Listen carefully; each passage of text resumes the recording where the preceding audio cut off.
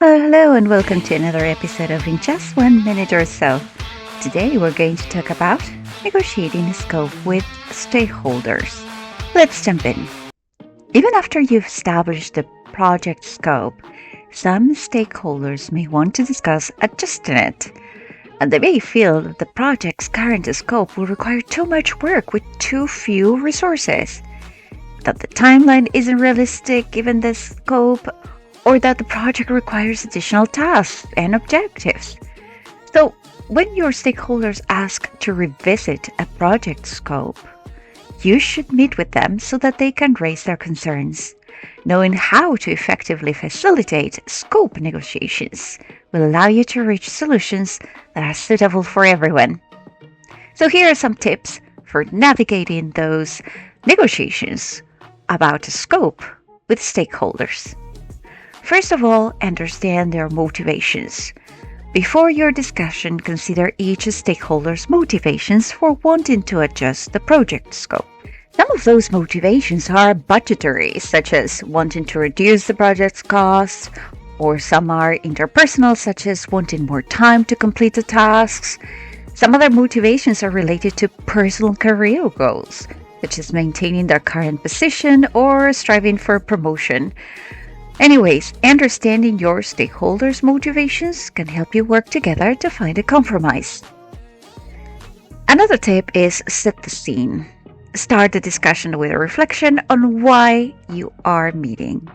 Remind them why you are engaged in this project and assure them that you all share a common goal. Another tip is listen first. Hear what your stakeholders have to say before you present your views.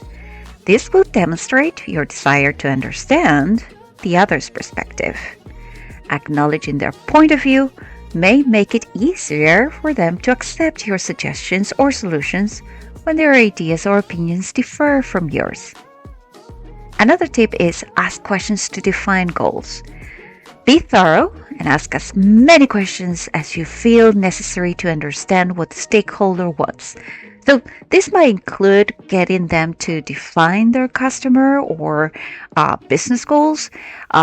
Strive for getting specific, measurable details from your stakeholders so that later on you will be able to determine whether you have successfully met their goals or not.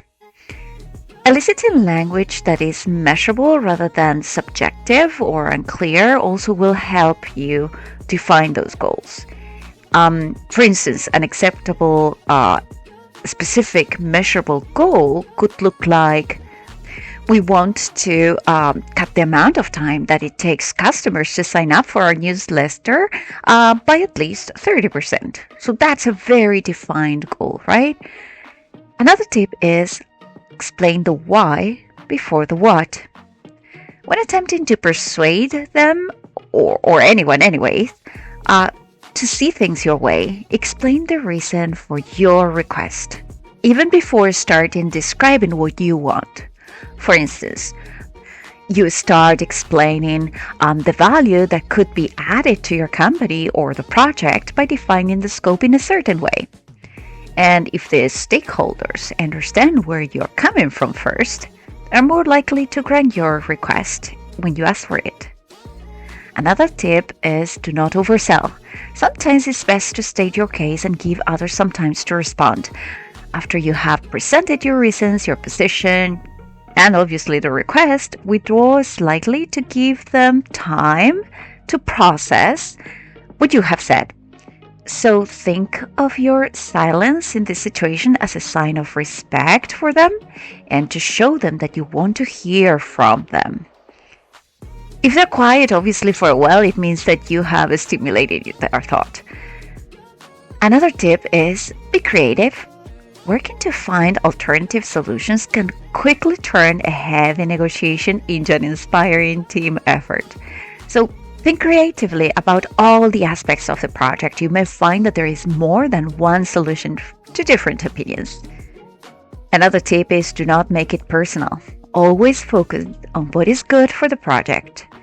If personal considerations enter in the discussion, you have to reframe that conversation by bringing up objective facts. And the final tip is seek a win-win outcome. So consider what is to take for the other side to be satisfied. Then try to identify a way to ensure that you are satisfied as well. There will be times when one party may have to compromise more than the other, but a mutually beneficial agreement should always be the goal. And that's all for today. Thank you for watching. See you in the next episode.